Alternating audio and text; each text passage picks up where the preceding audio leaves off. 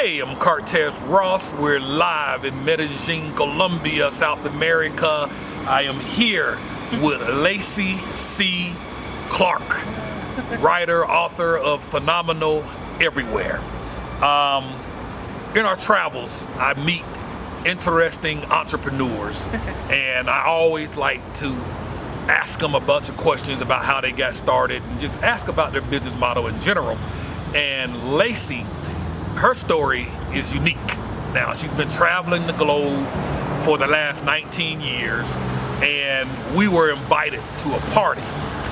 She has a one-woman theatrical show, and this was my first time seeing such a show, but we were invited to a party, and you know, we were eating good, drinking, having a good time, and then they interrupted the show and said, y'all, we got to go watch this show, and it's for an hour and a half. And I'm thinking, man, what? 90 minutes? Man, we having a good time.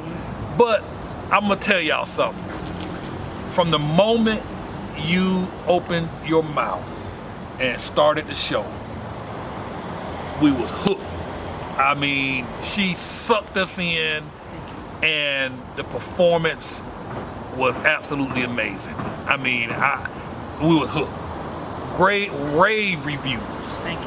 And you know, can you share a little bit about how this story came together and maybe explain what exactly is a one-person theatrical? How does all of that work? Sure. So the name of the show, as he said, is called Phenomenal Everywhere, and it was born out of a dark place. I had to write the show. It's really a show about autobiographical piece, and it's about a girl who comes from the inner city, who learns to find out who she is through her ups and downs around the globe. So we travel around to various countries, and in the traveling, you know, we find out, well, she finds out more about who she is, and in that, you know, each place, through people, through food, through culture, through experiences, you find more of yourself.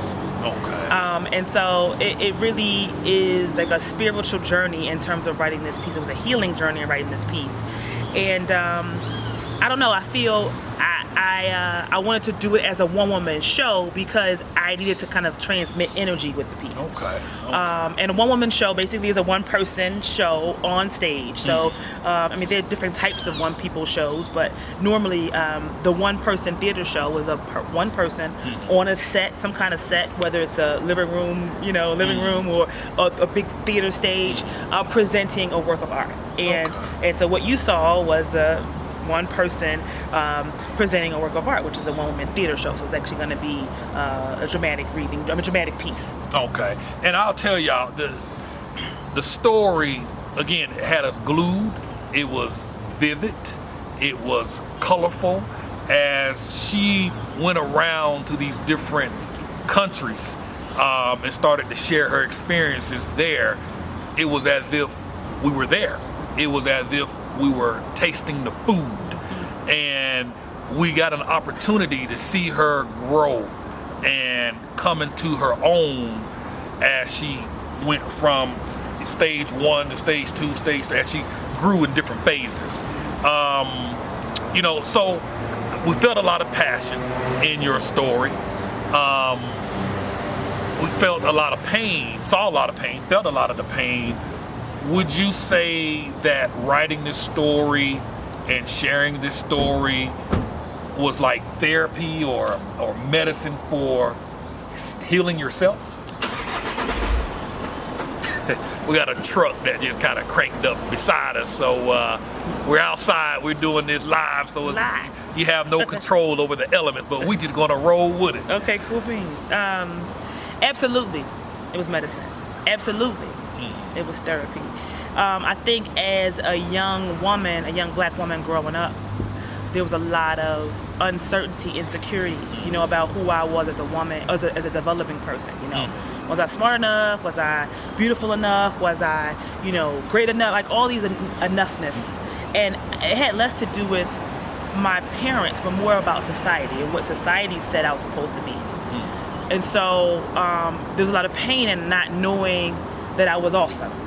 You know, that I was beautiful, that I was, you know, great just how I am. And so as I evolved, as I grew, as this character grows in the story, through different experiences throughout the world, this perspective grows, the perception of life grows, the perception of self grows, and you start to find out, well, whoa, the things that I thought in this little small box about myself or about the world is the reality there. Maybe not a reality here. Exactly. But not even a reality for me. That's what somebody else's reality was that told me that I need to adopt that reality and make it my own. Wow. And so I think the idea of defining myself or defining oneself as they encounter the world, whether the world is the world in front of them or the world around the world, is really what the story is about. Encountering self and defining self based on who you understand yourself to be, as opposed to that this is the box you fit in, you need to stay here, and that's it. Exactly. One thing, you know, the show lasted about an hour and a half. There was supposed to be an intermission halfway through the show. That's right. And, you know, when the hour and a half went by and it came quick, everybody thought that was the intermission. Right. So, I mean, we were that glued, you know, to the show. We joke around a lot about life is a course. You know, I believe everybody has a course in them. Do you find that, being that this has been such good therapy and medicine for your own personal healing and growth, do you see yourself ever perhaps putting together some type of program to teach other young women or men how to do this? One, as therapy, and as two, as a form of art. I know you're big into art. Sure. So yes, to answer that question, and I've, you know, part of my work before this time has been about giving to young people, specifically young women. So I've been an inspirational figure for young women for a while. You know, I've written 2 books before in reference to empowering young women. And so I would say that this is another kind of aspect of that work. Okay. And yes, I think the idea of helping people to facilitate their own healing via writing, via confronting their story is something I'm definitely interested in. I'm always about helping people to get free. Yeah. Oh yeah. Oh yeah. So getting free is an important thing, and I definitely like to be a catalyst for that. Yeah, 'cause I see a lot of people and talk to a lot of people, and they're in pain. They don't know how to fix it, and they're just looking for a way to escape. And it seems like this writing and documenting and now sharing this to the world has just, it's been a very tremendous help for yourself. Absolutely. I mean, like I said, it was so powerful for me. Now, I grew up in the arts all my life, so I had access to art from a very young age as a way to kind of navigate life as well. You know, that's part of my attraction to travel and culture and food and colors and clothes. I mean, all different kind of things that you would gravitate to as an artist who's used to using your senses. I think that the idea of having art as a vehicle for healing is age old, and art is medicine, art is healing. And if I didn't write the show, again, like I said, I felt like it was like it was like busting through me. Like it was almost like, you know what I mean, like if it doesn't come out, you'll die. I mean, it was that crucial, it was that powerful, it was that just it dominated that much. Exactly. You know what I mean? And I think I hadn't really expressed my artist in a while, so it's kind of like, no, you have to express this. Like it's almost like it told me what to do. You know what I'm saying? Exactly. Like this is what you're gonna do. You know what I mean? And I did it, and it is freeing. And obviously, I'm here talking to you about it. You know what I mean? Because when I was in that space, I couldn't really see. I couldn't see. The words are what gave me the opportunity for me to see.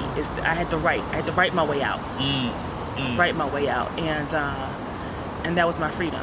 That was my liberation. That's to write my way out. And then And then the other phase of it for me, having grown up in theater, having grown up in the arts, is now you have to share it. Exactly. Now you got to get it out. Now you have to let people know this is the story, because I had been kind of keeping it back for a long time because I was hiding.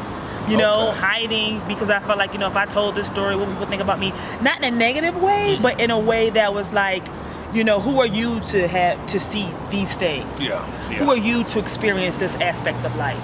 Who are you to find self and then express self in this way? So it was kind of like I was afraid of that. You know what I mean? For a while, and I think this was like, no, we're not doing fear anymore. Exactly. We're not doing fear.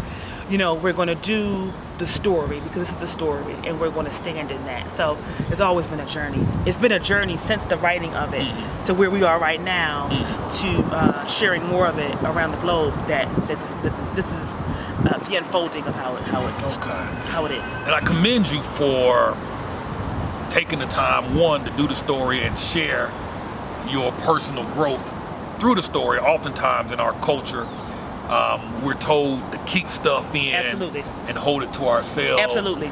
And the fact that you're sharing this, there's no doubt in my mind that it's helping somebody right now that's watching it. So, this is an avenue in which you can start to heal. Now, this first show here, the show that we saw, was done here in Medellin, South America. Correct me if I'm wrong, you're planning a trip soon to go to Thailand. Sure.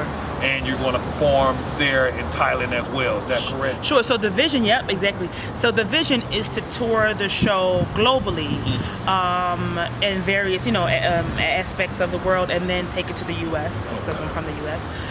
But yes, Thailand is the vision to be a next stop. Okay. And the point is to share with as many people as possible. Those who are interested in travel and art and culture and personal empowerment, personal development. Like, there's so many different themes in the piece that I feel like a lot of folks, male, female, old, young, white, black, can get from that will really help them to look in the mirror and see how they too can express more of who they are. You know what I mean? So to answer your question directly, yes. Touring it globally, and the first stop, it tends to be Thailand. Okay. Wow. So you're international, man. I'm talking about, boy, international theatrical show here. How can people find out more about you on the web? Where can they learn about future shows and learn more about the books that you've already written? So I have a page, Dixie Cortez. I have a page on Facebook called Phenomenal Everywhere. So it's actually going to be the fan page for the show. Okay. And my books, actually, as I said, 2 books. One book is called Phenomenally You. Another book is called Celebrate Her Now. Phenomenally You and Celebrate Her Now, both on Amazon. Okay. But Phenomenal Everywhere, which is the story that I'm going to be presenting this one-woman show, is on Facebook. And please like the page and tell your friends. Again, we'll be updating about where the show is going to be, and you can also bring the show, to your country. So if you have a group of people, group of expats, group of folks who want to hear this story and be entertained and healed and enriched and loved by this story, you can bring me in to come and do the show. Awesome. Like I said, it's a great show. So if she's coming to a country near you, tag her, find her, seek her out, get things going so she can come and perform in your area as well. Like I said, we had a really, really great time. There were young kids, young folks there, teenagers, 12, 13 years old. And 15, yeah. And they were glued, they were in it, so go out and watch it. Any last words? Well, I want to say thank you to you. You're welcome. Well, I want to say thank you to you, and not only you, but you and the crew that came to watch the show, because like I said, this has been a journey. You know what I mean? And what I got from all of you was really encouraging, and a lot of nurturing energy and love. And the interesting piece about performing it for you all was that you were all green. Like, you didn't have any attachment whatsoever to the show. You didn't know really me. You didn't know what you were going to hear. In fact, all of you were kind of like an hour and a half. I really don't feel like being here that deep. Everybody was like that. Like, you know what I mean? Like, listen to this. You know, everyone's like, oh, okay. You know what I mean? They kind of like reluctantly, you know, surrendered their time. You know what I mean? So the fact that they were green, had no idea, you were green and all of you were green, had no idea what you were getting, and then you got what you got, and then you loved it. It was just so empowering for me. Awesome. So, and thank you for being in a support system for, you know, me, but other people, and getting a message out there and packaging a message and sharing this message with the world. So thank you, Cortez. You're welcome. Thank you, Cortez. I really appreciate it. We're gonna miss Lacey. Yeah, I'm out. You know, she's gonna be up out of here in about 2 days, one day actually, tomorrow night.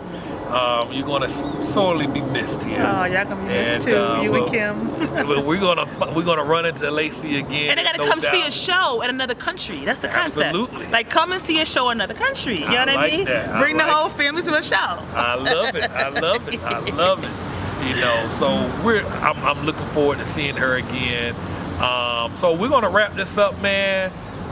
Facebook, you can find her Phenomenal Everywhere, and subscribe to her page, share it with your friends, and just get the word out. It's a phenomenal story, and you're going to be blessed by it. Thanks for watching. Have a wonderful and blessed day. Thank you, Cortez.